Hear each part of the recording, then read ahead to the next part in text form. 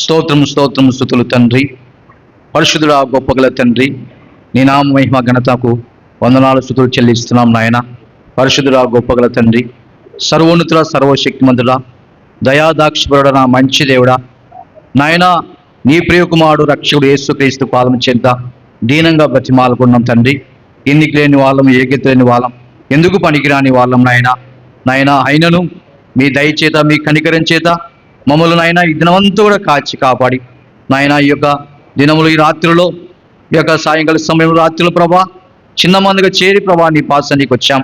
నీ బిడ్డలనైనా మేము కలిసి నీ నామంలో ప్రభా మిమ్మల్ని మహ్యపరుస్తుండగా, మిమ్మల్ని ఆరాధిస్తూ మేము పూజిస్తుండగా మీ దయ, మీ కనికరం, మీ కాపుదల భద్రత ఇచ్చమని ప్రార్థన చేస్తూ ఉన్నాం తండ్రి. ఈ ఉపవాస కొడికలో మీ దయ, మీ కనికరం, మీ దయ ఉంచి ప్రభా నీ దాసు నీ పక్షాన వాడుకొని నాయన నీ బిడ్డలు మాకు ఏ వాక్యం అవసరమో వాక్యం దయచేయమని, నీ దాసుని నోరు బురగా వాడుకోమని, శిలవసాటను మరుగుపరుచుకోమని, నీ వాక్యం ఏది వెతుతుండగా నీ ప్రకాశం, వెలుగు, తేజమయము ఆ దాసునికి దయచేయమని, ఈ యొక్క మందిరంతో మీరు అధ్యక్ష వహించమని, మీరే మధ్యవర్తి రమ్మని ప్రార్థన చేస్తూ ఉన్నాం. అంతేకాదు ప్రభా పరిశుద్ధుడా గొప్పగల దేవుడునైనా ఆనాడు ప్రభా నాయనా నీ సన్నిధిలో మొరపెడుతుండగా మీరు అన్న ప్రార్థిస్తున్నాడు, మీరు ఆయన ప్రార్థన విన్నావు ప్రభా.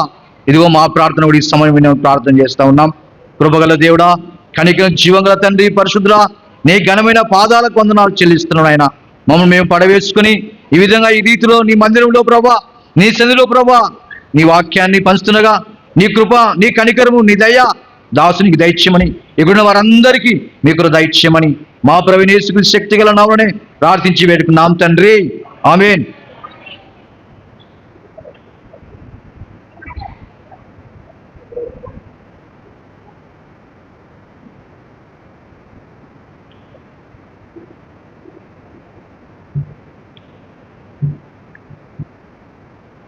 మన దేవుని పరిశుద్ధమైన నామానికి మహిమ కలుగును గాక. క్రీస్తునందు ప్రియమైన కల్వరి ప్రేమ మినిస్ట్రీస్ సంగమ, అలాగే దైవ సేవకులకు అందరికీ కూడా మన ప్రభువైన యేసుక్రీస్తు నామములో నా యొక్క శుభాభివందనాలు తెలియజేస్తూ ఉన్నాను. ఈ అవకాశం నాకు ఇచ్చిన స్థానికంగా సంఘ కాపరిగా ఉన్న జగదీష్ పాస్టర్ గారికి మరియు వారి తండ్రి గారైన బాలుడు పాస్టర్ గారికి కూడా నా ప్రత్యేకమైన వందనాలు తెలియజేస్తూ ఉన్నాను. ఈ రాత్రికాల సమయంలో దేవుని మాటలు మీతో పంచుకుంటాను అని నేను అనుకోలేదు. ఎందుకంటే దైవజనులు ఉన్నారు, వాళ్ళలో ఎవరు ఒకరు చెప్తారు అని నేను అనుకున్నాను. కానీ సడన్గా నా పేరు చెప్పడం జరిగింది. అందును బట్టి నేను దేవుని ఎంతగానో స్తుతిస్తూ ఉన్నాను. మనము ఎవరి కొరకు ప్రార్థించవలెను అంశం పేరు. మనము ఎవరి కొరకు ప్రార్థించవలెను. మనమందరము ప్రార్థన చేసుకుంటూ ఉంటాం. మన సమస్యల కోసం దేవునికి ప్రార్థన చేస్తాం. అలాగే అనేకుల కోసం కూడా మనము విజ్ఞాపన చేస్తూ ఉంటాం. ఈ రెండు రకాల ప్రార్థన అంశములు మనకందరికీ తెలిసిన విషయము. అయితే మనము ఈ రాత్రికాల సమయంలో మరికొంత దేవుని వాక్యాన్ని మనము నేర్చుకుందాం. మొట్టమొదటిగా మత్తయి సువార్త 14వ అధ్యాయంలో 30వ వచనం. పరిశుద్ధ గ్రంథంలో నుంచి మత్తయి సువార్త 14వ అధ్యాయంలో 30వ వచనాన్ని మనము చదువుకుందాం. గాలిని చూచి భయపడ మునిపోసాగి ప్రభువా నన్ను రక్షించమని కేకలు వేసెను. వెంటనే యేసు చేయి చాపి అతన్ని పట్టుకొని అల్పవిశ్వాసి ఎందుకు సందేహపడితివని అతనితో చెప్పెను. చూడండి, యేసు ప్రభు సముద్రం మీద నడుస్తూ ఉన్నాడు. పేతురు కూడా ఆశ కలిగింది, నా ప్రభు ఏ విధంగా సముద్రం మీద నడిచాడో నేను కూడా ఆ విధంగా నడవాలి అని ఆశపడి ప్రభువుని అతడు అడుగుతాడు. ప్రభువా నీ సెలవైతే మరి నేను కూడా ఈ నీటి మీద నడుస్తాను అని చెప్పినప్పుడు ప్రభువు పేతురుకు నీళ్ళ మీద నడవడానికి అవకాశం ఇచ్చాడు. యేసు ప్రభు ఏ విధంగా అయితే ఆ సముద్రంలో నడుస్తూ ఉన్నాడో పేతురు భక్తుడు కూడా యేసుక్రీస్తు వలె సముద్రం మీద నడుస్తూ ఉన్నాడు. అక్కడ ఏం జరిగిందంట, అలా నడుస్తూ ఉన్నప్పుడు 30వ వచనంలో గాలిని చూచి భయపడి మునిగిపోసాగి. చూడండి, మన జీవితంలో దేవుని మాట ప్రకారం మనం ఉన్నప్పుడు అన్నిట్లో మనకు విజయమే. మామూలుగా గాజులపల్లి ఈ ఆర్ఎస్ రోడ్లో ఇంత పెద్ద మందిరం ఇంత చక్కగా కట్టబడిందంటే ఇది మామూలు విషయం అయితే కాదు. దేవుని చిత్తాన్ని బట్టి, దేవుని కృపను బట్టి ఇక్కడ దేవుడు ఒక చక్కటి మందిరాన్ని ఏర్పాటు చేసి కల్వరి ప్రేమ ప్రార్థనా మందిరము అనేసి ఆయన నామకరణం కూడా చేశాడు. దేవుని బిడ్డలారా, మన జీవితంలో విజయం అనేది రావాలంటే దేవుని మాట ప్రకారం మనం నడవాలి. పేతురు భక్తుడు కూడా సముద్రం మీద నడుస్తూ ఉన్నాడంటే దానికి కారణం యేసు ప్రభు చెప్పిన మాట. అయితే ఆయన ప్రభు మాట ప్రకారం చేస్తూ ఉన్నాడు, కానీ సడన్గా ఎందుకో గాలిని చూడాలి అని అనిపించింది ఆయనకు. సముద్రం దగ్గర గాలి ఎక్కువ ఉంటుంది, హలల ఘోష ఉంటుంది, గాలి కూడా ఎక్కువ ఉంటుంది. కానీ ఈయన ప్రభుని చూస్తూ ఉన్నాడు, ప్రభు మాట విన్నాడు, ప్రభు వల్లే నడుస్తూ ఉన్నాడు, అంతా బాగుంది. కానీ సడన్గా ఏం జరిగిందంటే ఈ పేతురు భక్తుడు గాలిని చూడడం మొదలుపెట్టాడు. మన జీవితంలో కూడా అన్ని బాగా జరుగుతుంటాయి. సంతోషం ఉంటుంది, సమాధానం ఉంటుంది, ఆనందం ఉంటుంది, ఆశీర్వాదం ఉంటుంది, అన్ని బాగా జరుగుతున్న సమయంలో సడన్గా మనకు కూడా కొన్ని శోధనలు వస్తుంటాయి. దేవుని మందిరానికి వెళ్తూ ఉంటాం, వాక్యం వింటూ ఉంటాం, ప్రార్థన చేసుకుంటూ ఉంటాం, దైవజనుడు చెప్పినట్టుగా మనం చేస్తూ ఉంటాం, అన్నీ బాగానే ఉంటాయి. కానీ సడన్గా కొన్ని శ్రమలు మన జీవితంలోకి రావడం మనము గమనిస్తూ ఉంటాం. పేతురు భక్తుడు కూడా సడన్గా గాలిని చూచాడంట. ఏమండి, ఇప్పుడు మనం పేతురు భక్తుడిని ఎందుకయ్యా నువ్వు గాలిని చూసావు అని మనం అడిగామనుకో, ఆయన చెప్పే జవాబు ఎట్లుంటుంది? మనం చెప్పినట్టే ఉంటుంది. ఏమని? కళ్ళు ఉన్నాయి కనుక నేను చూసినానయ్యా అంటాడు. నిజమే అది కూడా. కానీ మనం తెలుసుకోవాల్సిన సత్యం ఏంటంటే మనం చూడకూడని కొన్ని విషయాలు, కొన్ని సందర్భాలు ఉంటాయి, అవి మనం చూడకూడదు. ఈరోజు సాయంకాలము బాలుడు పాస్టర్ గారు నేను హౌస్ విజిటింగ్కి వెళ్ళాం. ప్రభు గురించి 2 మాటలు చెప్పాలని, సువార్త చేయాలని మేము వెళ్ళాం. వెళ్ళినప్పుడు పాస్టర్ గారు వాళ్ళతో ఎంత చక్కగా మాట్లాడుతూ ఉన్నాడంటే నేను ఆయననే గమనిస్తున్నా, ఆయన చెప్పే మాటలే గమనిస్తున్నా. ప్రభును చక్కగా పరిచయం చేస్తూ ఉన్నాడు, ప్రజలను ప్రభు వైపు తిప్పే ప్రయత్నంలో ఆయన ఉన్నాడు. నిజంగా నేను అనుకున్నా, పాత వాళ్ళే కదా, స్వార్థ చాలా చక్కగా చెబుతూ ఉన్నాడు అనేసి నేను ఆయననే చూస్తూ ఉన్నా, ఆయన మాట్లాడేటప్పుడు చూస్తూ ఉన్నా. అయితే మనం చేయవలసింది ఏంటంటే దేవుని బిడ్డలారా, కొన్ని చూడకూడని విషయాలు ఉంటాయి, అవి మనం చూడకూడదు. పేతురు భక్తుడు ప్రభును చూస్తూ ఉన్నాడు, అది మంచిదే. కానీ చూడకూడని విషయం ఏంటంటే గాలి. ఆ గాలిని చూశాడు ఆయన. గాలిని చూసినప్పుడు ఏం జరిగింది? పేతురు భక్తునికి భయం వేసింది.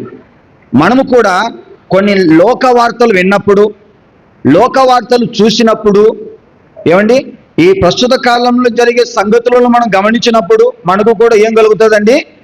భయం కలుగుతుంది. పేతురు భక్తునికి భయం కలిగినట్టే మనకు కూడా భయం కలుగుతుంది. తర్వాత పేతురు భక్తుడు ఏం చేస్తున్నాడంట? మునిగిపోతా ఉన్నాడు. మనము కూడా భయపడినప్పుడు మునిగిపోయే సందర్భాలు ఎన్నో మనకు ఎదురవుతుంటాయి. ఆత్మీయ జీవితంలో, లోకంలో మనకు సంబంధించిన అనేక విషయాలలో కూడా మనము మునిగిపోతూ ఉంటాం. కారణం ఏంటంటే మనకున్న భయం. భయం మనకి ఎందుకు వచ్చింది? చూడకూడని కొన్ని సంఘటనలు మనం చూడవలసి వచ్చింది. లోకంలో ఉన్నాం కనుక చూస్తాం, నేను కాదని చెప్పను. కానీ లోకం కంటే శ్రేష్టత యేసయ్యలో ఉంది. మోషే భక్తుడు దేవునితో మాట్లాడుతున్నాడు, అయ్యా ఇంతవరకు నీ ప్రేమతో నడిపించబడ్డాం, నీ దయతో నడిపించబడ్డాం, ఇప్పుడు మేము తీరా ఇంకా కానాను దేశం దగ్గరికి మేము మరి వస్తూ ఉన్నాము, మరి నువ్వేమో మమ్మల్ని వెళ్ళమని చెప్తున్నావు. ఇనుప కొలిమి లాంటి ఐగుప్తు దేశంలోంచి మమ్మల్ని విడిపించి బయటికి తీసుకుని వచ్చావు, మరి నువ్వు ఇప్పుడు ఏం చెప్తున్నావు అంటే మమ్మల్ని పొమ్మని చెప్తున్నావు. అయ్యా అలా కాదు, నీవు కూడా మాతో రావాలి. ప్రభు అంటాడు, మోషే నీకు అన్నీ తెలుసు కదా, ఎందుకు అలా మాట్లాడుతున్నావు అన్నప్పుడు, లేదయ్యా నువ్వు ఖచ్చితంగా మాతో రావాలి అని చెప్పినప్పుడు ప్రభు అక్కడ ఒక వాగ్దానం ఇస్తాడు, నా సన్నిధి నీకు తోడుగా వచ్చును. చూడండి, దేవుని సన్నిధి మన జీవితంలో ఉన్నంత కాలం, దేవుని సన్నిధికి మనం వచ్చినంత కాలం ఏమండి అనేక దీవెన ఆశీర్వాదాలు మన జీవితంలో ఉంటాయి. ఈనాడు మనము గమనించవలసిన విషయం ఏంటంటే, దేవుని బిడ్డలారా, చూడకూడని సంఘటనలు మనం చూడకూడదు. మనం ఎవరికెళ్ళి చూడాలంటే ప్రభు వైపే చూడాలి. ఇప్పుడు యేసు ప్రభు రాకడకు సంబంధించిన కొన్ని విషయాలు దేవుడు తన శిష్యులకు బోధిస్తూ ఉన్నప్పుడు ఏమండి ఆయన చెప్పిన మాట ఏంటో తెలుసా? ఇవన్నీ వేదనలకు ప్రారంభం, అంతమైతే వెంటనే రాదు. ఇవన్నీ జరగవలసి ఉన్నాయి కనుక జరుగుతున్నాయి, ఇంకంతే. ఇప్పుడు ప్రభు రాకడ రోజులు మనం ఉన్నాము, ఆ రాకడకు గుర్తులు అన్నీ జరుగుతూ ఉన్నాయి, మనం ఎందుకు భయపడాలా? ఏమండి, ప్రభు మనకు ఆయుష్ ఇస్తే ఈ లోకంలో ఆయన సాక్షులుగా ఉంటాం. ఇక ప్రభు ఈ లోకములు నువ్వు ఉండొద్దులే, నా సన్నిధికి వచ్చేసేయి, నా దగ్గరికి వచ్చేసేయి అని ఆయన మనం పిలిచినప్పుడు మనం ఇక్కడ ఉండలేం. అయితే మనం చేయాల్సింది ఏంటంటే ఇవన్నీ మనం పట్టించుకోకూడదు. దేవుణ్ణిలో నిలబడడం మనం చేయాలి, దేవుని వైపు చూడడం మనం చేయాలి. ఇప్పుడు అపోస్తల కార్యంలో 1వ అధ్యాయంలో మనం చదువుకుంటే అక్కడ ఒక మాట ప్రభు మనకు జ్ఞాపకం చేస్తూ ఉన్నాడు. చూడండి, అపోస్తల కార్యంలో 1వ అధ్యాయంలో 7వ వచనం, కాలములను సమయములను తండ్రి తన స్వాధీనం ఉంచుకొని ఉన్నాడు. వాటిని తెలుసుకొనుట మీ పని కాదు. చూడండి, ప్రభు చెప్తున్నాడు, కాలములు సమయములు నా చేతిలో ఉన్నాయి, నా స్వాధీనంలో ఉన్నాయి, వాటి గురించి మీకు అనవసరం. మీకు అవసరమైనది ఏంటిది? ఏమండి, మీరు యెరూషలేములోను యూదయ సమరయ దేశముల ఎందెంతటను భూ దిగంతముల వరకును నాకు సాక్షులై మీరు ఉండాలి. ఇది మన పని. వీటిని తెలుసుకొనుట మీ పని కాదు. మీ పని ఏంటి? నేను మీకు ఏం అప్పగించానో, నేను మీకు ఏం చెప్పానో మీరు అది మాత్రమే చేయాలి. ఇందాక జగదీష్ పాస్టర్ గారు నాతో మాట్లాడుతున్నప్పుడు ప్రభు పని 2 రకాలు. మనం చేసేది ప్రభు పనే, కానీ ప్రభు మనకు చెప్పి చేపించేది కూడా ప్రభు పనే. కానీ మనం చేసే దాంట్లో దేవుని ఉండదు. ప్రభు చెప్పి చేపించే పనిలో ఆశీర్వాదాలు ఉంటాయి అని చెప్పారు. నిజమే కదండి? అంతే కదా? ప్రభు చెప్పినది మనం చేసుకుంటూ పోతుంటే అదే గొప్ప దీవెన. ఉల్లిగడ్డల బొల్లవరంలో నేను సేవ చేస్తున్నాను, అక్కడ మందిరం ఉంది. ప్రారంభంలో అక్కడ సేవ చేయాలంటే నాకు తలపాన్ తోకకు వచ్చేది. ఏమండి, ప్రార్థన పెట్టి వచ్చేవాళ్ళు కాదు. అంత ముందుకు ఎక్కడ ప్రార్థన పెట్టినా 30 మంది తగ్గరు రోడ్ల మీద. బొల్లవరంలో ఏడ మీటింగ్ పెట్టు 30 మంది తగ్గరు. సంఘం స్టార్ట్ చేసిన తర్వాత ఎవరు వచ్చేవాళ్ళు కాదు. చాలా బాధ అనిపించేది.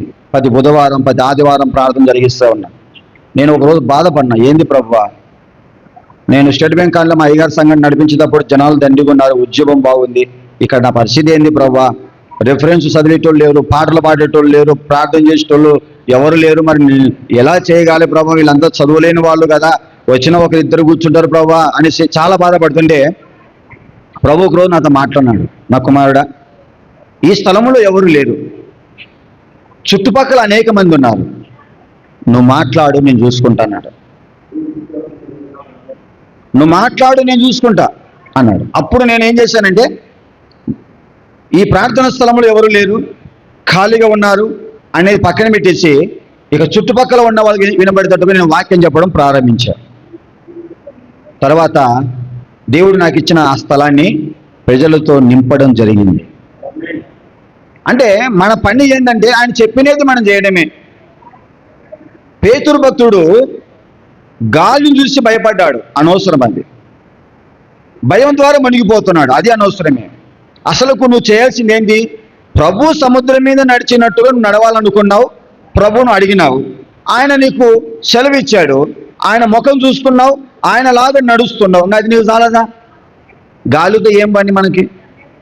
ఈనాడు లోకంలో ఎన్నో జరుగుతాయి, మనకు సంబంధం లేదు.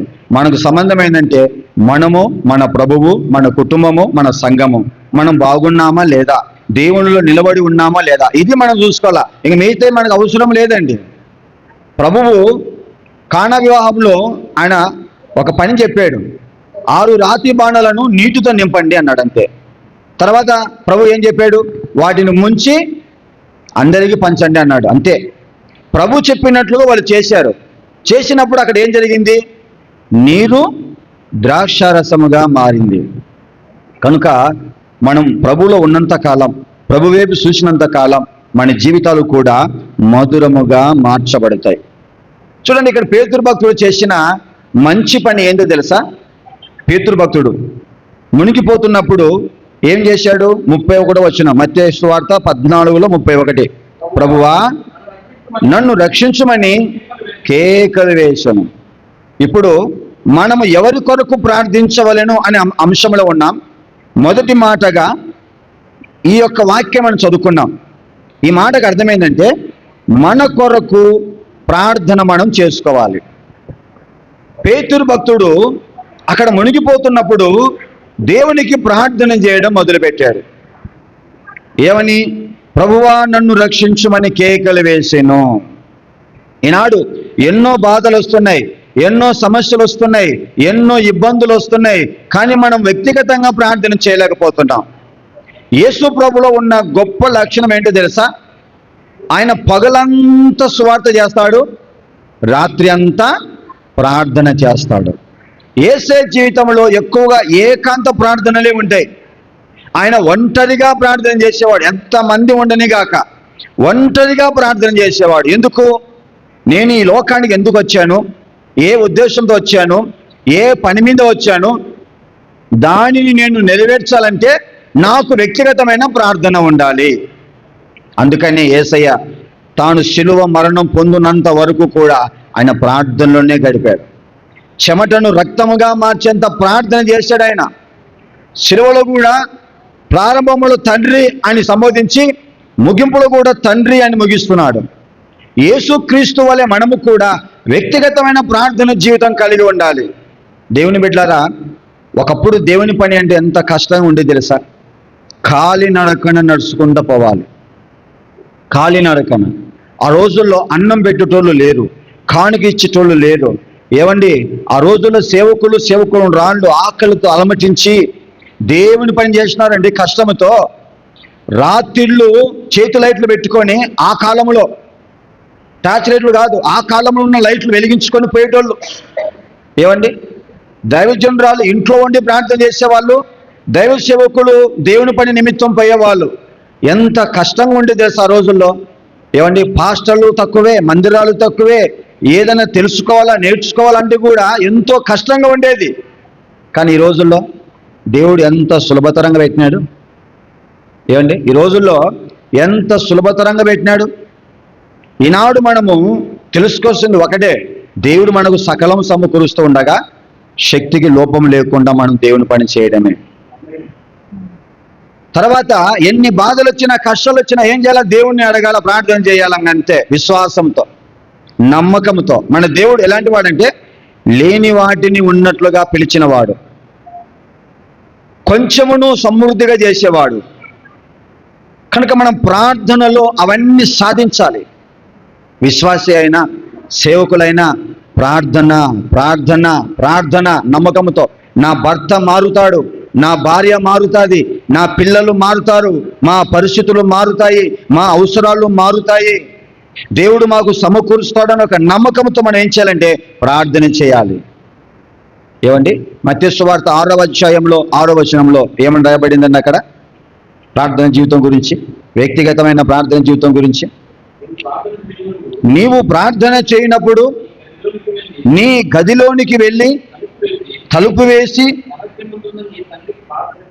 రహస్యమందున్న నీ తండ్రికి ప్రార్థన చేయము, అప్పుడు రహస్యమందు చూచు నీ తండ్రి నీకు ప్రతిఫలం ఇచ్చును. చూడండి, మనం ప్రార్థన చేసేటప్పుడు, మనం ప్రార్థన చేయడానికి గదిలోనికి వెళ్ళినప్పుడు మనసు అనే తలుపులు మొయ్యాలి, ఆలోచన అనే తలుపులు మొయ్యాలి, భయము అనే తలుపులు మొయ్యాలి. అవన్నీ తలుపులు మూసిన తర్వాత రహస్యమందు నా తండ్రి చూస్తున్నాడు, నేను మాట్లాడేది ప్రతిదీ నా తండ్రి వింటున్నాడు అని ఒక విశ్వాసంతో ప్రార్థన చేయాలా. అప్పుడు దేవుడు మనకు ప్రతిఫలం ఇస్తాడంట. ప్రార్థనలో విశ్వాసం లేకపోతే, నమ్మకం లేకపోతే దేవుని సహాయం మనకు అందదు. ప్రార్థనలో ముఖ్యంగా విశ్వాసం ఉండాలి, నమ్మకం ఉండాలి. ఈ నిరీక్షణ మనలను సిగ్గుపడనీయదు. నా జనులు ఇక ఎన్నడూ సిగ్గునొందరు. మన పక్షమున ఎవరున్నారంటే సైన్యములకు అధిపతియగు యెహోవా మనకు తోడుగా ఉన్నాడు. ఈ భూమిని ఆకాశమును సమస్త విశ్వమును కలగజేసిన దేవుడు మనతో ఉన్నాడు. మన ప్రార్థనకు ఆయన ఏమిస్తాడంట? జవాబు ఇస్తాడు. మొట్టమొదటిగా మనం ఏం చేయాలంటే మన కోసం మనం ప్రార్థన చేసుకునే వారిగా ఉండాలి. యేసుక్రీస్తు వలె ప్రార్థన చేసేవారిగా మనం ఉండాలి. ఈ రోజుల్లో ప్రార్థన తక్కువైపోయింది, ప్రార్థన లేదండి. ఎంత ప్రార్థన మన జీవితంలో ఉంటే అంత ఆశీర్వాదాలు. ఇప్పుడు అన్నీ కరెంటు రైళ్ళు వచ్చినాయి, డీజిల్ రైళ్ళు వచ్చినాయి కనుక మనకు అర్థం కాదు. పాతకాలం ట్రైన్లు ఎట్లున్నాయండి? బొగ్గుతో. ఎంత బొగ్గేస్తే అంత స్పీడ్ పోతుంది ట్రైను. నువ్వు ఎంత ప్రార్థన చేస్తే అంతగా దేవుని సహాయం మనకు అందుతుంది. కనుక ఈ రోజున మనం వ్యక్తిగతమైన ప్రార్థన చేసుకునే వారిగా ఉందుముగాక. ఇక రెండో మాట, యాకోబు రాసిన పత్రిక 5వ అధ్యాయంలో 16వ వచనం.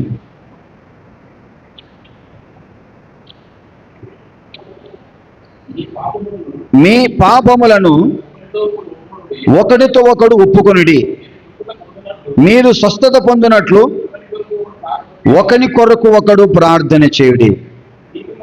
నీతిమంతుని విజ్ఞాపన మనోపూర్వకమైనదై బహు బలము గలదై ఉండును.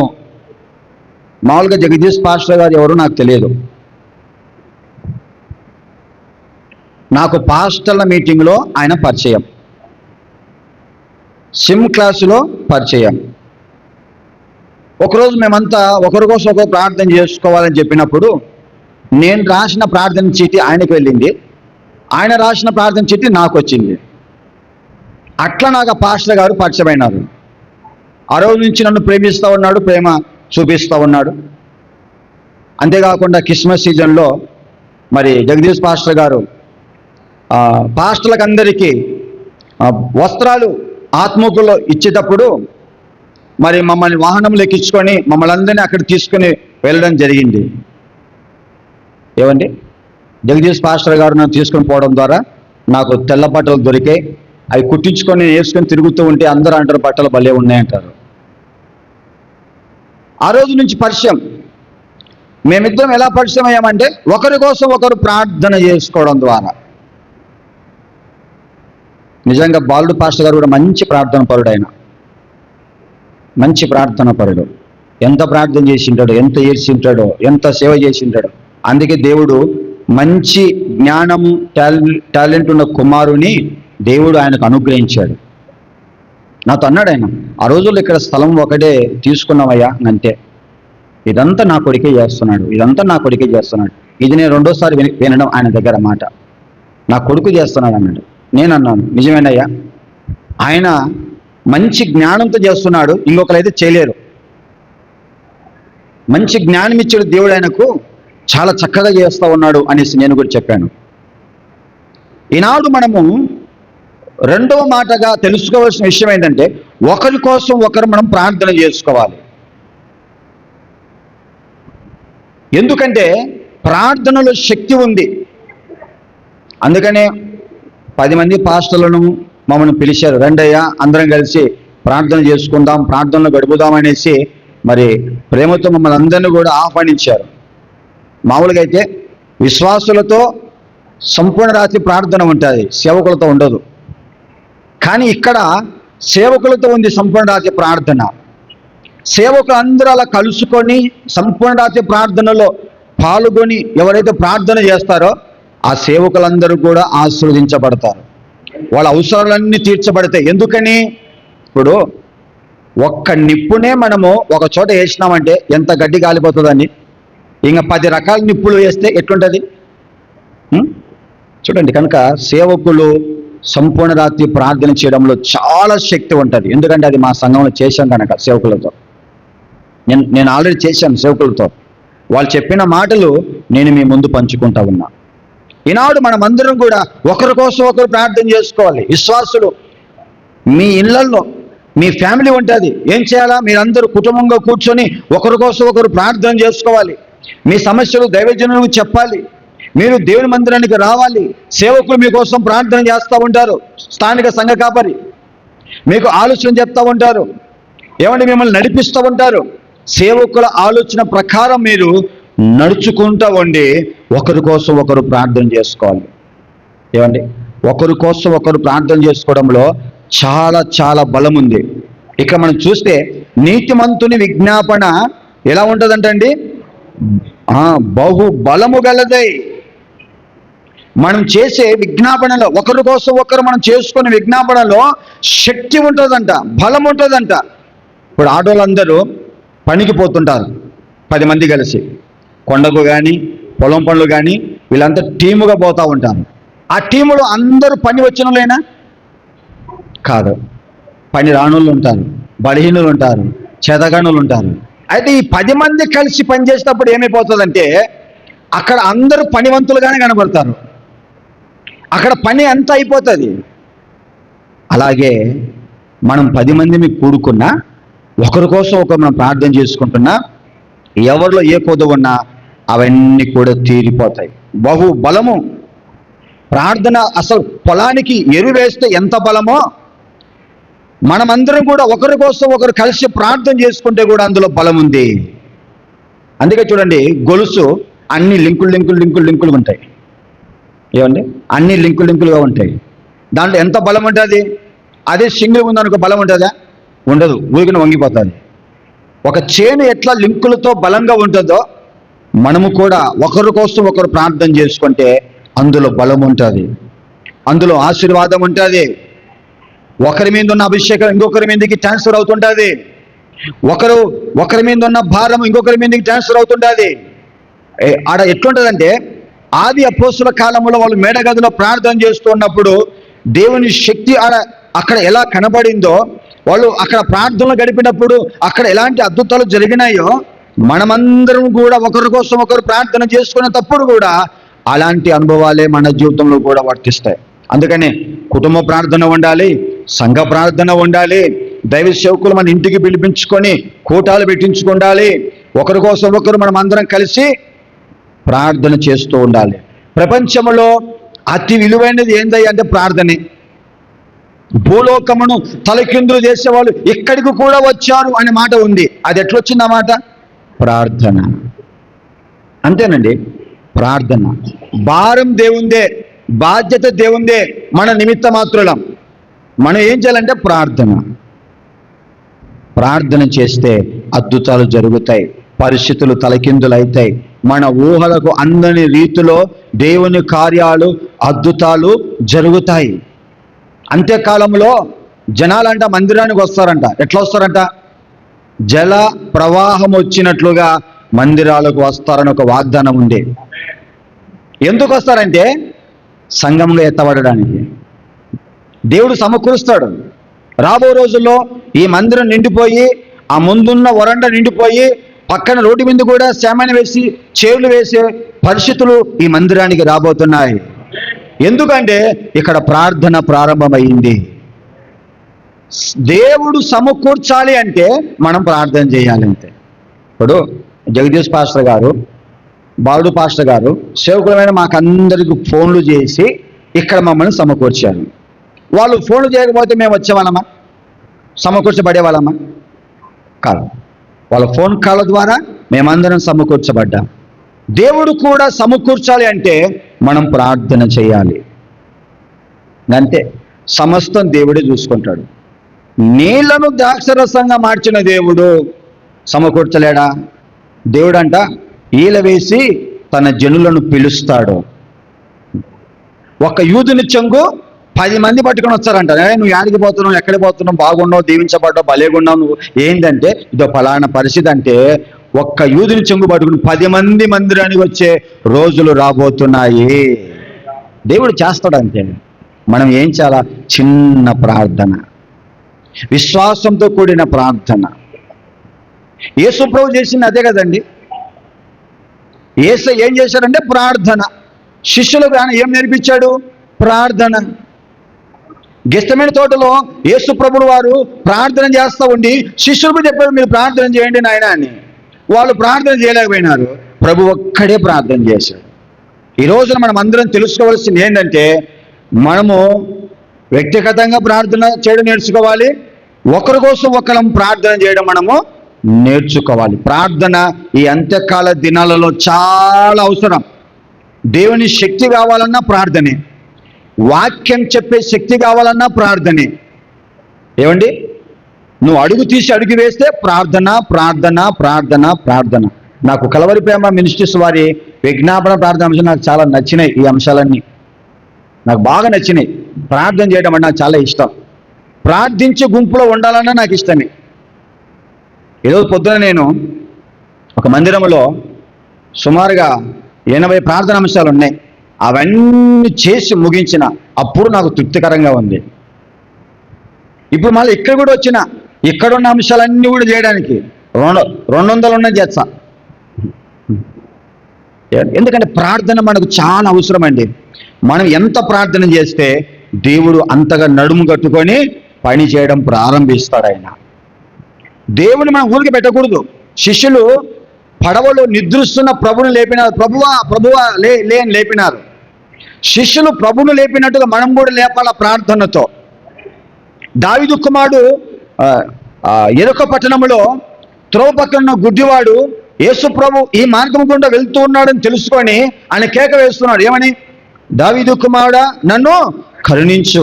ప్రార్థన అక్కడ రాయబడి ఉంటుంది, వాని కేకలే గెలిచెను. అక్కడ జనసమూహం ఉంది, వాళ్ళ మాటలు గోలగా ఉంది. కానీ వాళ్ళందరిని మించిన స్వరం కలిగి అతడు ప్రార్థించాడు దేవునికి. దావీదు కుమారుడా నన్ను కరుణించు అంటే ముందుకు వెళ్తున్న ప్రభు ఆగిపోయాడు. ఆగిపోయి అతన్ని నా దగ్గరికి తీసుకొని రండి అని చెప్తున్నాడు. ఈనాడు నీకు ఎంత బాధ ఉన్నా, ఎంత వేదన ఉన్నా, ఎంత కన్నీరున్నా, ఇది జరగదు అని పరిస్థితులున్నా నువ్వు లేచి ప్రార్థించిన దేవుని. యోన భక్తుడు ప్రార్థన చేయకుండా ఓడ అడుగుపోవడం భాగంలో ఉండి నిద్రపోతున్నాడంట. ప్రార్థన చేసే సమయంలో ఏం చేస్తున్నాడు? నిద్రపోతున్నాడు. అందుకే వాళ్ళు అంటారు, ఓ ఈ నిద్రపోతా నీకేం వచ్చింది, లేచి నీ దేవుని ప్రార్థించు. ఈనాడు మన జీవితంలో ఉండవలసిన ప్రధానమైన ఘట్టం ఏంటంటే మనం మేల్కొని ప్రార్థన చేసేవారిగా ఉండాలి. దైవసేవకు మీరు అందరూ రాసి పెట్టుకోండి. ప్రతి నెల ఈ సంపూర్ణాది ప్రార్థనలో సేవకులు మనం అందరం కలిసి ప్రార్థన చేస్తే మనందరి సంఘాలు వర్ధిల్లబోతున్నాయి, మనందరి సేవలు వర్ధిల్లబోతున్నాయి. దేవుడు చేస్తాడు అంతే. ఎందుకు? ప్రార్థనలో అంత శక్తి ఉంది. సంసోను దేవునికి చిన్న ప్రార్థన చేశాడు. సంసోను ప్రార్థన చేసినప్పుడల్లా దేవుని సహాయం అందిందా లేదా? సంసోను అంటాడయ్యా, నీళ్ళు దప్పిగలుగుతున్నాయ్యా, నీళ్ళు లేకపోతే చచ్చిపోతానయ్యా, నాకు నీళ్ళు కావాలయ్యా. యుద్ధంలో జయమిచ్చినావు, గాడిద ఎముకతో కొడితే 1000 మంది చచ్చిపోయినారు, మనం ఒకరిని కొట్టలేకపోతాం. మన మీద 3 వచ్చినారు అనుకో, కొట్టగలుగుతామండి? సంసోను 1000 మందిని చంపినాడు. ఇక దాహం అవుతుందంట. దేవునికి ప్రార్థన చేస్తే దేవుడు సంసోను కోసం ఒక గోతిని చీల్చాడు అని రాయబడి ఉంది. సంసోను చేసిన ప్రార్థన ద్వారా అక్కడ ఒక నీటి ఊట పుట్టింది. మన దేవుడు అరణ్యములు త్రోవ కలుగజేసేవాడు. మన దేవుడు ఎడారిని నదులుగా చేసేవాడు. దేవదూతలు పూజించే ఆహారాన్ని భూలోకానికి పంపించిన వాడు మన దేవుడు. నిప్పు పుట్టించే బండల నుంచి నీటి ఊటలు బయటికి వచ్చేటట్టుకు చేసిన వాడు మన దేవుడు. చేదు నీళ్లను మధురముగా మార్చిన వాడు మన దేవుడు. ఎర్ర సముద్రం 2 పాయలుగా చేసి ఆరిన నేల మీద నడిపించిన వాడు మన దేవుడు. వాళ్ళకు తోడుగా ఉన్న దేవుడు మనకు తోడుగలేడా? ఉన్నాడు. మనం చేయాల్సింది ఒక్కటే, ప్రార్థన. సోది మాటలు మాట్లాడుకోవడం కంటే, లోకపు మాటలు మాట్లాడుకోవడం కంటే, అక్కడ మాటలు ఇక్కడ మాటలు మాట్లాడుకోవడం కంటే మనం ప్రార్థన చేయడం మేలు. ఏలియా మన వంటి స్వభావం కలిగిన మనుషుడే. ఏలియా ప్రార్థన చేస్తే 3.5 సంవత్సరాల వరకు భూమి మీద వర్షం లేదంట. ఏలియా మన వంటి మనుషుడేంట, కానీ అతడు ప్రార్థన చేశాడు. ఆ ప్రార్థన విన్న దేవుడు 3.5 సంవత్సర కాలం భూమి మీద వర్షం లేకుండా చేశాడు. మరలా అదే ఏలియా దేవునికి ప్రార్థన చేస్తే ఆకాశం నుండి వర్షం వచ్చింది, భూమి నుండి ఫలం వచ్చిందంట. ఎందుకు అలా అద్భుతం జరిగిందంటే ఏలియా ఆసక్తితో ప్రార్థన చేశాడు. నాకు తెలిసిన ఒక సేవకుడు ఉన్నాడు. ఆయన వాక్యం చెప్పేటప్పుడు ఒక మాట అన్నాడు, మా చర్చి ఖాళీగా ఉందయ్యా, ఎవరు రావట్లేదు, ఏం చేయాలో అర్థం కాలేదంట. వాళ్ళ చర్చిలో అన్ని బండలే అంట, మనవన్నీ కొంచెం పలసి బండలు కదా, వాళ్ళ మామూలు బండలు అంట. ఆ చర్చిలో ఎన్ని బండలు ఉన్నాయో అన్ని బండల మీద ప్రార్థన చేసేవాడంట, రోజు ఒక బండ మీద. ఏమని? ప్రభువా మందిరాన్ని నింపు. ఎన్ని బండలు ఉన్నాయో అంతమంది విశ్వాసులు రావాలయ్యా అని ప్రార్థన చేస్తే దేవుడు విశ్వాసులను నడిపించాడంట. ఈనాడు మనందరి జీవితాలలో కూడా ప్రార్థన, మన పిల్లలకు ప్రార్థన నేర్పించాలి. పిల్లలను మనం తీసిపాయడానికి లేదు. పిల్లలు మనకంటే చురుకు, పిల్లలు మనకే బోధ చేస్తారు, పిల్లలు మనకే విశ్వాసం నేర్పిస్తారు. ఏమండి, ఒక పాప నైజీరియా దేశంలో డాడీ నేను చికెన్ తినాలి డాడీ నేను అడిగిందంట. వాళ్ళు పేదవాళ్ళు కట్టిగా దరిద్రం తండమాడుతుంది. నా బిడ్డ నన్ను చికెన్ అడిగిందని చెప్పి తండ్రి ఏం చేయలేక, సరేనమ్మా నేను తెస్తానని సంచి తీసుకొని బజారుకు పోయి ఆ సంచిలో రాళ్ళు వేసుకున్నాడు. బాగా రాళ్ళు వేసుకొని ఇంటికి వచ్చి బిడ్డకు చెప్పాడు, అమ్మా చికెన్ తెచ్చాను, వండుకుని తిందాం మనము, నువ్వేం చేయాలా? పొయ్యి ముట్టించాలా. చిన్న పాప పొయ్యి ముట్టించామంటే ఆ పాప కట్టెలు పెట్టి పొయ్యి ముట్టించింది. ముట్టించినాక గిన్నె తీసుకుని రమ్మంటే గిన్నె తెచ్చింది. ఆ గిన్నెలో నీళ్లు పోయమ్మంటే నీళ్లు పోసింది. ఆ పాప చూడకుండా వాళ్ళ ఆయన ఆ పాత్రలో రాళ్ళు వేసి మూత పెట్టాడు. బిడ్డకు ఏం చెప్పాలో తెలియక ఏడుస్తా పాట పాడుతున్నాడు. నాకు ఆ వీడియో చూసినప్పుడు నాకు కూడా ఏడుపు వచ్చిందండి. నాకు ఏడుపు వచ్చింది.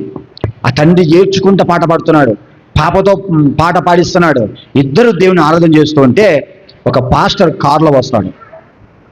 ఒక పాస్టర్ కారులో వచ్చి నీ పేరు ఏం పేరు అని అడుగుతాడు. నా పేరు ఫలాని పేరు అని చెప్తే దేవుడు నాకు చెప్పాడు నీకు సహాయం చేయమని చెప్పి ఇంతలో డబ్బు కట్ట అతని చేతిలో పెడతాడు. వచ్చేటప్పుడు చికెన్ బిర్యానీలు సంచికేసుకుని వస్తాడు. ఆయన సంచికేసుకుని చికెన్ బిర్యానీలు తెచ్చి వాళ్ళ చేతులు పెట్టి ఆ తండ్రి అంటాడు, అయ్యా నేనో కాదో ఎందుకు ఇస్తున్నామంటే, లేదు దేవుడు నాకు నీ పేరు చెప్పాడు అని చెప్పి అతనికి అన్నీ అప్పచెప్పి వెళ్ళిపోయినప్పుడు ఆ తండ్రి ఏడుస్తాడండి పాట పాడుకుంటా, బిడ్డకు చికెన్ బిర్యానీ తినిపించుకుంటా ఎట్లా ఏడుస్తాడండి. నాకు ఏడుపు వచ్చింది. ప్రార్థన చాలా బలమైందండి. నమ్మకంతో విశ్వాసంతో మనం చెయ్యాలే కానీ దేవుడు చేయని పని అంటూ ఈ ప్రపంచంలో ఏది లేదు. ఎందుకంటే ఆయనకు సమస్తము సాధ్యమే. నిరాకారములో ఆకారం కలిగించిన వాడు, ఒక్క నోటి మాటతో సృష్టిని సృష్టించిన వాడు మన దేవుడు. మన కుటుంబాన్ని, మన సేవను, మన సంసారాన్ని, మన జీవితాన్ని ఆయన నడిపించలేడా? నడిపించగలడు. పేతురుని నీళ్ళ మీద నడిపించిన దేవుడు మనలను సంసారమైన సముద్రం మీద నడిపించలేడా? సేవ అని సముద్రం మీద నడిపించలేడా? నడిపించగలడు. అందుకే నా పాట ఉంది, నడిపిస్తాడు నా దేవుడు శ్రమలోనైనా నన్ను విడువడు, నడిపిస్తాడు నా దేవుడు శ్రమలోనైనా నన్ను విడువడు, అడుగులో తడబడిన అలసట పైబడిన, అడుగులు తడబడిన అలసట పైబడిన, చేయి పట్టి వెన్ను తట్టి చక్కని ఆలోచన చెప్పి, చేయి పట్టి వెన్ను తట్టి చక్కని ఆలోచన చెప్పి నడిపిస్తాడు మన దేవుడు శ్రమలోనైనా నన్ను విడువడు. బాలుడు పాస్టర్ గారు వాక్యం చెప్తున్నప్పుడు ఒక మాట చెప్పాడు. చర్చికి ఎన్ని మూలలు ఉన్నాయంటే 4 మూలలు ఉన్నాయి. 4 విశ్వాసులు ప్రార్థన చేస్తే కొదవ ఉండదు అని చెప్పాడు. ఇక మా సంఘంలో మా వాళ్ళను ప్రార్థన పరులుగా మార్చాలని నేను కూడా కంకణం కట్టుకున్నాగా. మా విశ్వాసులను ప్రార్థన పరులుగా మార్చాలని కంకణం కట్టుకున్నాను. ఏమండి, నిజంగా ప్రార్థన చాలా విలువైనది. నిజంగా ఈ పరిచర్య ఈ రోజున ఈ విధంగా జరుగుతుందంటే దీని వెనకాల ఎంతో కష్టం ఉంది, ఎంతో కన్నీరు ఉంది, ఎంతో ఉపవాసం ఉంది, ఎంతో ప్రయాసం ఉంది. కనుక దేవుడు ఇంతవరకు ఈ పరిచర్యను ఈ విధంగా తీసుకుని వచ్చాడు. ముందు రోజులు ఎలా ఉండబోతుందంటే, మీరు ఎవరన్నా చేప పట్టుకున్న వాళ్ళు ఉన్నారా? కాలువలోకి చెరువులోకి పోయి చేపలు పట్టిన వాళ్ళు ఎట్లా? నీళ్లు పారుతూ ఉంటే ఇక్కడ ఆనకట్ట వేసి నీళ్ళని ఆపాల, ఇక్కడ ఆనకట్ట కట్టి ఇక్కడ నీళ్లు అక్కడ చల్లితే ఇక్కడ చేపలు పడతాయి. ఇక్కడ ఆనకట్ట తెగుతూ ఉంటుంది, నీళ్లు ప్రవాహం ఎక్కువైనప్పుడు తెగుతూ ఉంటే మనం వేస్తూ ఉంటాం. చివరికి అది ఫుల్ అయిపోయి సడన్గా కట్ట తెగిపోతుంది. అలాంటి ఆశీర్వాదాలు దేవుడు ఇవ్వబోతున్నాడు, అలాంటి కృప దేవుడు ఇవ్వబోతున్నాడు. మనం ఏమైనా ప్రార్థన వ్యర్థం కాదు, ప్రార్థన వ్యర్థం కాదు. నువ్వు ఎంత ప్రార్థన చేస్తే అంత ఆశీర్వాదం, ఎంత ప్రార్థన చేస్తే అంత బలం, ఎంత అందుకే యేసు ప్రభు శిష్యులు ఏం చెప్పాడు? లేచి ప్రార్థన చేయండి, లేచి ప్రార్థన చేయండి, లేచి ప్రార్థన చేయండి. గెస్తమైన తోటలో శిష్యులు ఓడిపోయినారు, యేసు ప్రభు ఒక్కడు జయించాడు. అందుకే నేను కూడా మా సంఘంలో ప్రతి నెల 2వ శుక్రవారం ఉదయం 9:30 నుంచి మధ్యాహ్నం 12:30 వరకు మా విశ్వాసులతో నేను ప్రార్థనలో గడపాలని ఒక టైటిల్ పెట్టుకున్నా, గెస్తమనే కన్నీటి ప్రార్థన. ఇక మా విశ్వాసులకు గెస్తమైన తోటలో ఆనాడు యేసు ఎలా ప్రార్థన చేశాడో అలాంటి ప్రార్థన నేర్పించాలి అని నేను అనుకున్నా. అందుకే దేవుడు మాకు ట్రైనింగ్ ఇస్తా ఉన్నాడు. ఈ కలవరి మినిస్ట్రీస్లో ఈ రాత్రి, ఈ కలవరి ప్రేమ మినిస్ట్రీస్లో ఈ రాత్రి మేమందరం కూడా ప్రార్థనలోనే గడపబోతున్నాం. కనుక మొదటి మాట వ్యక్తిగతమైన ప్రార్థన, రెండో మాట ఒకరి కోసం ఒకరు ప్రార్థన చేసుకునే మాట. ఇక మూడవది ఎఫెసీయులకు రాసిన పత్రిక 6వ అధ్యాయం 18వ వచనం.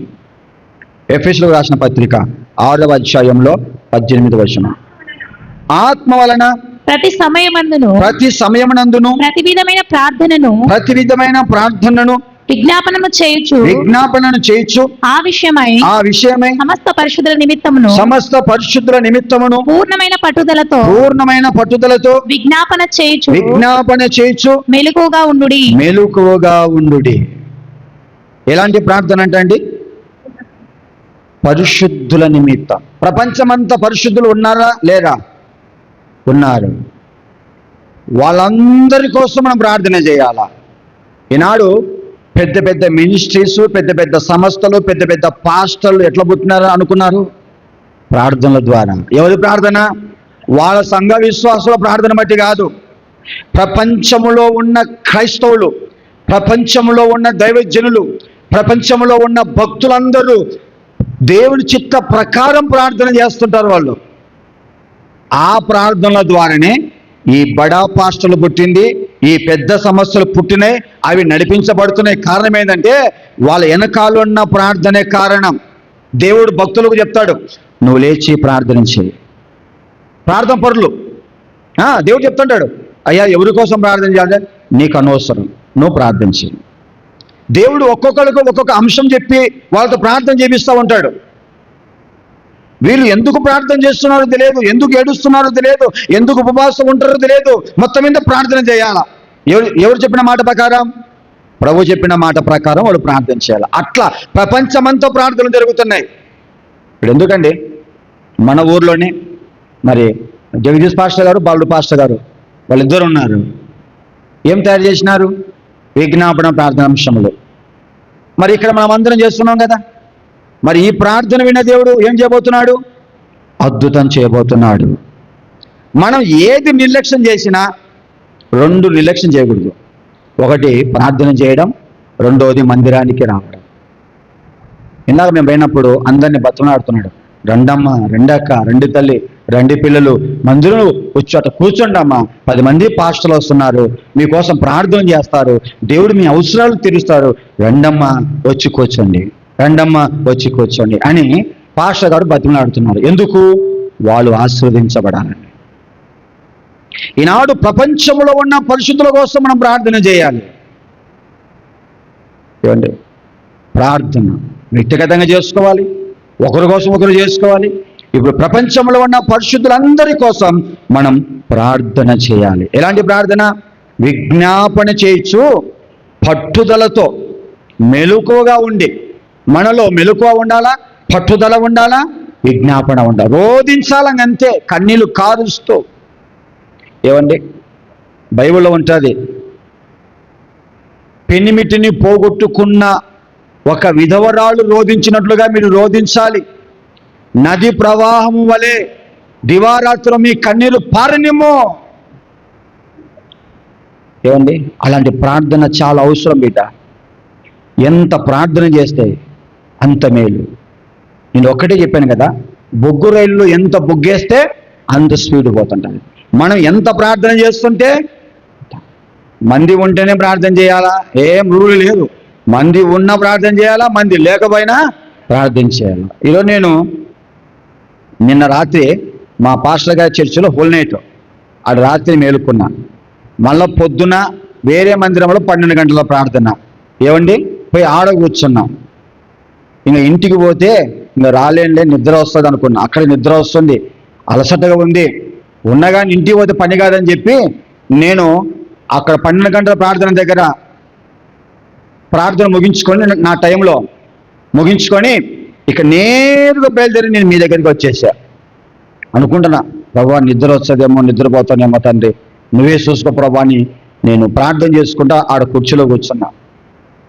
ఈనాడు నేను ఏమని తిరుమంది వచ్చినానంటే, 10 మంది పాస్టర్లు వచ్చినా రాకపోయినా నాకు సంబంధం లే, నన్నైతే పిలిచారు, నేను వెళ్ళాలా, నా వంతుగా నిన్ను ప్రార్థన చేయాలని ఒక తీర్మానంతో వచ్చాను. దేవునికి స్తోత్రం. ఈనాడు మనం ప్రార్థన చేయాలి. మెలకువతో కూడిన ప్రార్థన, పట్టుదలతో కూడిన ప్రార్థన, విజ్ఞాపనతో కూడిన ప్రార్థన మనం చేయాలి. 4వ మాట యాకోబు రాసిన పత్రికలోనే 5వ అధ్యాయంలోనే 14-15 వచనాలు చదువుకున్నా. యాకోబు రాసిన పత్రికలో విశ్వాస సహితమైన ప్రార్థన ఆ రోగిని స్వస్థపరచును, ప్రభు అతని లేపును. అతడు పాపములు చేసిన వాడైతే పాప క్షమాపణ నొందును. చూడండి, చాలమా, మనం చేసే ప్రార్థనలో విశ్వాసం ఉండాలి. విశ్వాసముతో మనం ప్రార్థన చేస్తూ ఉన్నప్పుడు అక్కడ రోగి ఉన్నాడు అనుకో, ఆ రోగి స్వస్థత పొందుతాడు. అక్కడ బలహీనంగా ఉన్న విశ్వాసం ఎవరైనా ఉన్నారనుకో, సేవకుడైనా దేవుడు వారిని లేపుతాడు. దీన్ని బట్టి ప్రార్థన బట్టి రోగికి స్వస్థత, బలహీనునికి బలము. తర్వాత పాపములు చేసిన వాళ్ళు అక్కడ ఉన్నారనుకో, వాళ్ళ పాపాలు క్షమించబడతాయి. అంతేనండి, ప్రార్థన గుంపులో ఉన్నామంటే ఎన్నో మేలులున్నాయి. పాప క్షమాపణ రావాలంటే మామూలుగా రాదు. ఏమండి, ప్రార్థించే గుంపులో మనం ఉన్నప్పుడు అవలీలుగా వస్తుందంట. ఎన్ని లాభాలు ఉన్నాయి మనం ప్రార్థనలో గడిపితే. అలాగే 5వ మాట తిమోతికి రాసిన మొదటి పత్రిక 2వ అధ్యాయం 1-2 వచనాలు. మనము సంపూర్ణ భక్తియు మాన్యతయు కలిగి నెమ్మదిగాను సుఖముగాను బ్రతుకు నిమిత్తము అన్నిటికంటే ముఖ్యముగా మనుషులందరి కొరకు రాజుల కొరకును అధికారులందరి కొరకును విజ్ఞాపనములను ప్రార్థనలను యాచనలను కృతజ్ఞతాస్తుతులను చేయవలెనని హెచ్చరించుచున్నాను. చూడండి, ఈ 5వ మాటలో మనుషులందరి కోసం, రాజుల కోసం, అధికారుల కోసం మనం ప్రార్థన చేయాలి. ఎందుకు చేయాలి ప్రార్థన అంటే, మనం సుఖముగా నెమ్మదిగా బతకాలంటే వీళ్ళందరి కోసం మనం ప్రార్థన చేయాలి. ఈనాడు క్రైస్తవుడు ప్రార్థన చేయకనే ప్రపంచమంతా అతలాకుతలమైపోయింది. తెగుళ్ళు ప్రారంభమైనవి, యుద్ధాలు ప్రారంభమైనవి, అరాచకాలు ప్రారంభమైనవి, అన్యాయం ప్రారంభమైంది. ఎందుకు? ప్రార్థన లోపించింది. ప్రపంచంలో ఉన్న క్రైస్తవులు, ప్రపంచంలో ఎన్ని దేశాలు ఉన్నాయో అన్ని దేశాల్లో ఉన్న క్రైస్తవులు ఆత్మ నడిపింపు ప్రకారం ఎవరి సంఘములో, ఎవరి ఇళ్లలో వాళ్ళు ప్రార్థనలలో గడిపితే, ఇప్పుడు మన మందిరంలో ఈరోజు ఏర్పాటు చేశారు ప్రార్థన. ఇట్లా ప్రపంచవ్యాప్తంగా ఏర్పాటు చేసుకొని ఎవరికి వాళ్ళు దేవుని యొక్క నడిపింపు ప్రకారం ప్రార్థనలు చేస్తే ప్రపంచం ఎందుకు మారదండి? ఎందుకు అక్రమాలు అరికట్టబడవండి? అప్పుడు సువార్త ఎంత ఉధృతంగా జరగదండి? ప్రార్థన లోపించింది. యేసుప్రభు కాలంలో ఉన్న దుర్మార్గత, యేసుప్రభు కాలంలో ఉన్న ఆటంకాలు ఈ రోజులు ఉన్నాయా? యేసుప్రభు కాలంలో రోమ ప్రభుత్వం ఉండింది, భయంకరమైన ప్రభుత్వం అది. అప్పుడే యేసయ్య చేసి చూపించాడు. ఆయన లాగా మనం చేసినామంటే మనము కూడా విజయం పొందుకుంటాం. కనుక ఈనాడు మనం అందరం గమనించవలసిన విషయం ఏంటంటే, మనం నెమ్మదిగా బతకాలి, సుఖంగా బతకాలి అంటే మనుషులందరి కోసం ప్రార్థన, రాజుల కోసం ప్రార్థన, అధికారుల కోసం ప్రార్థన మనం చేయాలి. అప్పుడు ప్రభుత్వాలు మారుతాయి, అధికారులు మారుతారు, వాళ్ళకు తెలియకుండానే వాళ్ళకు మార్పు వస్తుంది. నెహమ్యా కాలంలో రాజు నెహమ్యాకు ఒక బాధ్యత ఇచ్చాడు, మందిరాన్ని కట్టే బాధ్యత. అది మామూలుగా వచ్చిందండి? ఒక రాజు నెహమ్యాకు అంతటి బాధ్యత ఇవ్వడానికి నెహమ్యాలో ఎంత ప్రార్థన ఉండింటుంది, ఎంత ప్రార్థన చేసి ఉంటాడు. రాజు హృదయాన్నే దేవుడు మార్చి రాజు ద్వారానే మందిరం కట్టబడే పనులు జరిగేటట్టుగా దేవుడు చేస్తున్నాడు.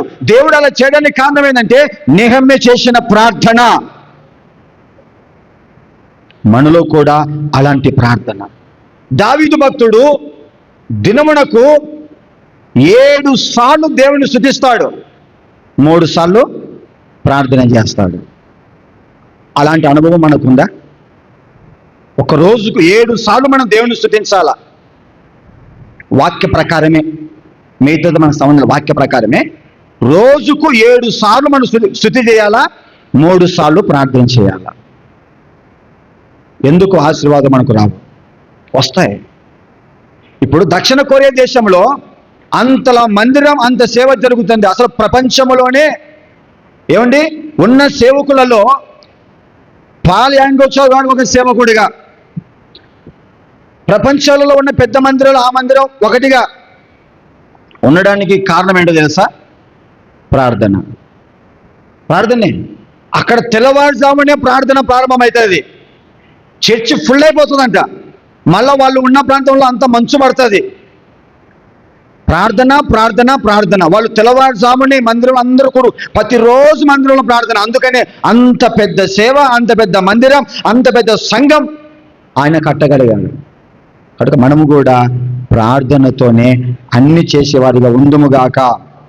6వ మాట, మత్తయి సువార్త 5వ అధ్యాయం 44వ వచనం. మత్తయి సువార్త 5వ అధ్యాయములో 44వ వచనం. నేను మీతో చెప్పున్నది ఏమనగా మీరు పరలోకమందున మీ తండ్రికి కుమారులై ఉండునట్లు మీ శత్రువులను ప్రేమించుడి, మిమ్మును హింసించు వారి కొరకు ప్రార్థన చేయుడి. మనం ఎవరికి కుమారులం అంటండి? పరలోకమందున్న తండ్రికి మనము కుమార్తెలం. మనం ఏం చేయాలా? క్రీస్తు యేసులో ఏ మనసు అయితే ఉందో అదే మనసు మనలో ఉండాలా. క్రీస్తు యేసులో ఏ మనసు ఉంది? క్షమించడం, ప్రేమించడం. ఈ రెండే, క్షమించడం, ప్రేమించడం. అదే యేసు ప్రభువు చేసింది. అట్టి మనసును ఆయుధముగా మనం ధరించుకోవాలా. కనుక ఇప్పుడు మనం ఏం చేయాలంటే, యేసయ్య పలికిన మొదటి మాట, తండ్రి వీరేం చేస్తున్నారో వీరు ఎరుగరు గనుక వీరిని క్షమించండి. అలాంటి క్షమాపణతో కూడిన ప్రార్థన మనకు ఉండాలి. శత్రువులను క్షమించాలి, శత్రువులను ప్రేమించాలి. మనం అన్నీ బాగా చేయగలుగుతాం, ఇదొక్కటి చేయలేం.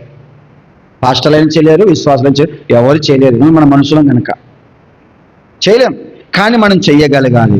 శత్రువుల కోసం మనం ఎప్పుడైతే ప్రార్థన చేస్తామో, మనల్ని హింసిస్తూ ఉన్న వారి కోసం మనం ఎప్పుడైతే ప్రార్థన చేస్తామో, మిగతా పనులు దేవుడే చూసుకుంటాడు. నా శత్రువుల ఎదుట నాకు భోజనము సిద్ధపరిచాడు అని దావీదు భక్తుడు చెప్పినట్లుగా, ఏమండి, ఒకని ప్రవర్తన ఎప్పుడైతే మంచిగా ఉంటుందో దేవుడు అప్పుడు వాని శత్రువులను మిత్రులుగా చేస్తాడని వాక్యంలో ఉంది. కనుక హింసించే వారి కోసం ప్రార్థన చేద్దాం, శత్రువుల కోసం కూడా ప్రార్థన చేద్దాం. చివరి మాట అయిపోయింది. 122వ కీర్తనలో 6వ వచనం. 122వ కీర్తనలో 6వ వచనం. యెరూషలేము యొక్క క్షేమం కొరకు యెరూషలేము యొక్క క్షేమం కొరకు ప్రార్థన చేయుడి. ప్రార్థన చేయుడి. యెరూషలేమా, యెరూషలేమా, నిన్ను ప్రేమించు వారు వర్ధిల్లుదురు. నిన్ను ప్రేమించువారు వర్ధిల్లుదురు. నీ ప్రాకారములలో నీ ప్రాకారములలో నెమ్మది కలుగును గాక. నెమ్మది కలుగును గాక. నీ నగరులలో నీ నగరులలో క్షేమముండును గాక. క్షేమముండును గాక. చాలమా.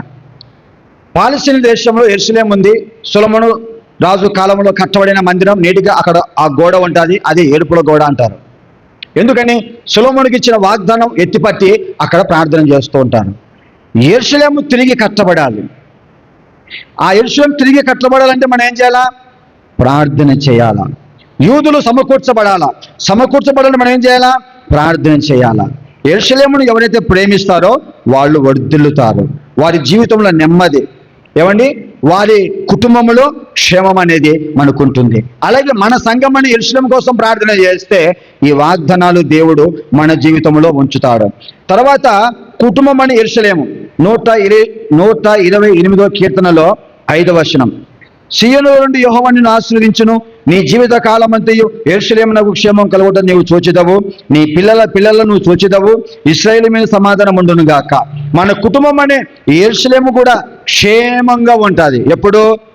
ప్రార్థన చేసుకుంటే. అందుకనే కుటుంబ ప్రార్థన, వ్యక్తిగత ప్రార్థన, అన్ని రకాల ప్రార్థన మన జీవితంలో ఉండాలి. ప్రార్థన రాదు అని చెప్పకూడదు. ఎందుకు? మనం వచ్చిన కాడికే దేవునితో మాట్లాడడం మొదలు పెడితే ఆశీర్వాదాలు ఎవరివండి? మనవి. ఈ మాటలు దేవుడు మన ఎన్నికలు నిరంతరంగా దీవించి ఆస్వాదించును గాక. అవకాశం ఇచ్చిన స్థానిక సంఘ గారికి నా ప్రత్యేకమైన వందనాలు. అందరికీ కూడా నా వందనాలు.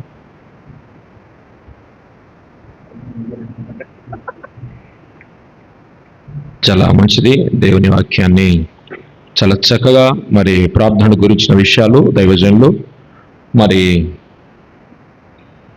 అన్నగారు ఎంతో చక్కగా వివరించారు. నేను పిలిచిన వెంటనే మరి ఆహ్వానాన్ని మన్నించి గత మాసం రాలేకపోయినా ఈ వాసం మన్నించి వచ్చినందుకు ప్రభు పేరట వందనాలు. అలాగే కల్వరి ప్రేమ మినిస్ట్రీ తరపున వందనాలు.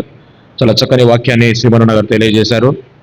నిజంగా నేటి అంత్య దినాలలో సంఘానికి కావాల్సింది పాటలు పాడేటల్లో, వాక్యాన్ని బోధించటంలో కాదు, ప్రార్థన చేసేటోళ్ళు కావాలి కదా. సంఘానికి కావాల్సింది ఆ బోధించే సమయం అయిపోయింది. అది అయిపోయింది. ఇప్పుడు సిద్ధపరచుకోవాలా ప్రార్థనతో. అంతే, ప్రార్థనతో సిద్ధపరచుకునే సమయం. చాలా మంది అనుకుంటారు వాక్యం ఎంత గొప్పగా చెప్తే గొప్ప ప్రసంగికుడు అనుకుంటారు. కానీ ఒక విద్యావంతుని యొక్క విద్య ఎప్పుడు అర్థమైపోతుందంటే ఇతరులకు ఆ విద్యను బోధించినప్పుడే. ఒక ప్రార్థనా పరుని యొక్క ప్రార్థనా బలము, భక్తి బలము ఎప్పుడు తెలుస్తుంది? ఇతరుల కొరకు మనం ప్రార్థన చేసినప్పుడే. కాబట్టి నేను ప్రతి మాసం అనేక మంది సహోదరులు పిలుస్తా ఉంటా, అన్న రెండన్నా కల్వరి ప్రేమ మినిస్ట్రీస్ లో ఈ మంత్ ఆన్లైన్ ప్రేయర్ ఉందన్న, రెండన్నా దేవుడు నాకు ఇచ్చిన తలంపు. పగలు పెడదాం అనుకున్నాం కానీ పగలు అన్ని చోట్ల పెడతారు. కొంతమందికి పగలు పనులు ఉంటాయి, రాత్రిపూట ఎన్ని పనులను వస్తారు, ప్రభు సన్నిధిలో గడుపుతారు. ప్రార్థనలో మనం బలపడాలి అని దేవుడు నాకు ఇచ్చిన తలంపు. ఏదేమైనా సరే అద్భుతమైన విషయం ఇంకోటి ఏంటంటే, ప్రార్థన అనేది నువ్వు బతుకున్నప్పుడు చేసే పని. పరలోకంలో ప్రార్థన అవసరం లేదు. చచ్చిపోయినా ఒక ప్రార్థన చేయలేవు. ఒకరి కొరకు నువ్వు ప్రార్థన చేయాలన్నా, ఒక అంశం కొరకు ప్రార్థన చేయాలన్నా నువ్వు బ్రతికున్నప్పుడే. ఈరోజు మందిరాన్ని సేవకులు వస్తారని శుభ్రం చేసుకుంటూ అన్ని సిద్ధపరుస్తున్నప్పుడు సెల్ ఎందుకు అట్లా ఓపెన్ చేసిన? ఫేస్బుక్లో చూస్తే దైవ సేవకులు పొట్టి జోసఫ్ గారు ఈరోజు నిద్రించినారంట. గుంటూరులో వాక్యం చెబుతూనే గుండె నొప్పి వచ్చిందంట. వెంటనే హాస్పిటల్ తీసుకుపోయినారంట, చనిపోయినాడంట. చాలా వేదన అనిపించింది, చాలా బాధ అనిపించింది. నాకు కూడా అనిపించింది. ప్రభుని ఒక్కటే మాట, ఆ పని చేసుకుంటూ నేను ఇక్కడంతా తుడుచుకుంటూ ప్రభుని అడిగిన, ఇది నువ్వు ఇచ్చిన జీవితము నీ పాదాలకు అంకితం. జోసఫ్ లాంటి దినం ఖచ్చితంగా నాకు వస్తుంది. దేవుని దగ్గర నేను నిలబడినప్పుడు, సేవకులు పిలిచినప్పుడు ఎక్కడికి పోయినావు, నీకు ఇచ్చిన సంఘం పట్ల నువ్వు ఎలా ఉన్నావని దేవుడు నన్ను క్వశ్చన్ చేయకూడదు. అది చెప్పడానికి వినటానికి విన్నట్టే అనిపిస్తాయి ఈ మాటలు. చాలా విన్నామబ్బా, చాలా చోట్ల విన్నాం, మాకు ఇవన్నీ తెలిసినవి అనిపిస్తుంది. కానీ అవి డైజెషన్ చేసుకోవాలంటే కొంత అసహనంగానే ఉంటుంది. కానీ వాస్తవంగా ఖచ్చితంగా దేవుడు మనకిచ్చిన ప్రతి అవకాశాన్ని మనం ఉపయోగించుకున్నప్పుడు, ఏ అవకాశంలో ఏ ఆశీర్వాదాన్ని దాచిపెట్టింటాడో మనం చెప్పలేం. ఏలియాలో ఏముందో, ఎలీషాలో ఏముందో, పౌలులో ఏముందో, తిమోతిలో ఏముందో, నీలో ఏముందో, నాలో ఏముందో, ఏ సమయంలోనైనా దేవుడు అద్భుతాన్ని మన ద్వారా చేస్తాడు. కాబట్టి చెరసాలలో పౌలు శీలను వాడుకున్నాడు, బంధకాల మధ్య వాడుకున్నాడు. నిన్ను ఈరోజు కల్వరి ప్రేమ మినిస్ట్రీస్ కు పిలిచి నీ ప్రార్థన ఈ సంఘంలో ఒక సాక్షిగా దేవుని దగ్గర నిలబడొచ్చేమో. వచ్చే సంవత్సరం జనవరి 1వ శుక్రవారానికి మీరుంటారో నేనుంటానో చెప్పలేము. ఎందుకంటే సంవత్సరం ముగింపు అనేది దేవుడు అకౌంటింగ్ చేసే సమయం. ఏమైనా ఆయుష్కాలం పెంచాలి, ఏమైనా ఆయుష్కాలం తగ్గించాలి, ఇదంతా ఆడిటింగ్ చేస్తాడు దేవుడు. ఇయర్లీ ఎండింగ్, సంవత్సరం ముగింపు అనేది ఆడిటింగ్. ఏమైనా ఆయుష్కాలం ఎంత ఉంచాలి, ఏమైనా 2025లో ఫలించాడా లేదా? ఫలించని దానిని ప్రతి తీగను పెరికి అగ్నిలో పారేయండి, ఫలించేదానికి పాదులు తీసి ఎరువులు వేసి ఇంకా వృద్ధి చేయండి. ఇది ఆడిటింగ్ సమయం. నాకు చాలా భయం. డిసెంబర్ మాసం వచ్చినట్టే గుండెలు అవుతాయి నాకు. ఎందుకంటే దేవుడు లెక్కలేస్తాడు ఒక మనిషి జీవితాన్ని. ఈ నెల వచ్చిన మీరందరూ ధన్యులు. దేవుడు మీతో కలిసి అవకాశాన్ని దీనివల్ల మాకు ఇచ్చాడు. మా ఆహ్వానాన్ని మన్నించి పేరు వచ్చిన ప్రతి దైవ సేవకునికి పేరు పేరున ప్రభు పేరట నా ప్రత్యేకమైన వందనాలు తెలియజేస్తూ ఉన్నాను. మరి ఈ సమయంలో దైవజనులు మహానందం నుంచి వచ్చినటువంటి చంద్రన్న గారు వచ్చి ప్రార్థన చేస్తారు, ముగింపు ప్రార్థన. తదుపరి మనం ఈ ప్రార్థనను ముగించుకుందాం.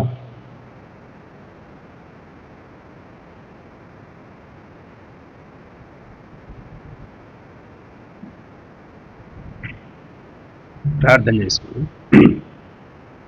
సకల ఆశీర్వాదములకు కారణభూతుడవైన మా ప్రియ పరలోకపు తండ్రి, నీ శ్రేష్టమైన ఘనమైన మహోన్నతమైన నామమునకు ఈ సమయమందు కృతజ్ఞతాస్తుతులు స్తోత్రం వందనములు సమర్పించుకుంటున్నాం తండ్రి. నైనా మరి మీ దాసులు తండ్రి మరి చక్కగా ప్రార్థనను గురించి మాకు తెలియజేశారు. మరి ప్రార్థన చేయుట ఎంతో శ్రేష్టమైనది, ఎంతో ఆశీర్వాదకరమైనది. నైనా దేవాది దేవుడవైన నిన్ను అడుగుట పొందుకొనుట అది మానవ జీవితానికి ఎంతో శ్రేష్టమైనది తండ్రి. మేము ఈ రాత్రంతా ప్రార్థన చేయబోచుండగా సహాయం చేయండి, తోడు ఉండండి. అనేకుల కొరకు ప్రార్థన చేయడానికి, నైనా నశించిపోతున్న ఆత్మల కోసం ప్రార్థన చేయడానికి, నైనా సేవకుల కోసం, అనేకులు నైనా మరి స్వార్థ ప్రకటించే వారి కోసం, నైనా పనివారి కోసం మేము ప్రార్థన చేయడానికి మీకు సహాయం చేయండి, తోడుగుండి నడిపించండి. ఇంతవరకు తోడుగా ఉన్నారు, ఇంతవరకు ఈ కార్యక్రమం చక్కగా జరిగించినారు, మీకు స్తోత్రములు. ముందుండే సమయం అంతట్లో కూడా మీరు తోడుగుండి నైనా మీ కాపుదల భద్రత అనుగ్రహించి ఈ కార్యక్రమం సజావుగా చక్కగా జరుగునట్లు కృపచూపమని యేసుక్రీస్తు ప్రభువు నామమున ప్రార్థన చేసి వేడుకొనుచున్నాము తండ్రి. ప్రార్థనా శక్తి నాకు కావాలయ్యా, నీ పరలోక అభిషేకం కావాలయ్యా. ప్రార్థనా శక్తి నాకు కావాలయ్యా, నీ పరలోక అభిషేకం కావాలయ్యా. యేసయ్యా కావాలయ్యా, నీ ఆత్మ అభిషేకం కావాలయ్యా. యేసయ్యా కావాలయ్యా, నీ ఆత్మ అభిషేకం కావాలయ్యా. ప్రార్థనా శక్తి నాకు కావాలయ్యా, నీ పరలోక అభిషేకం కావాలయ్యా.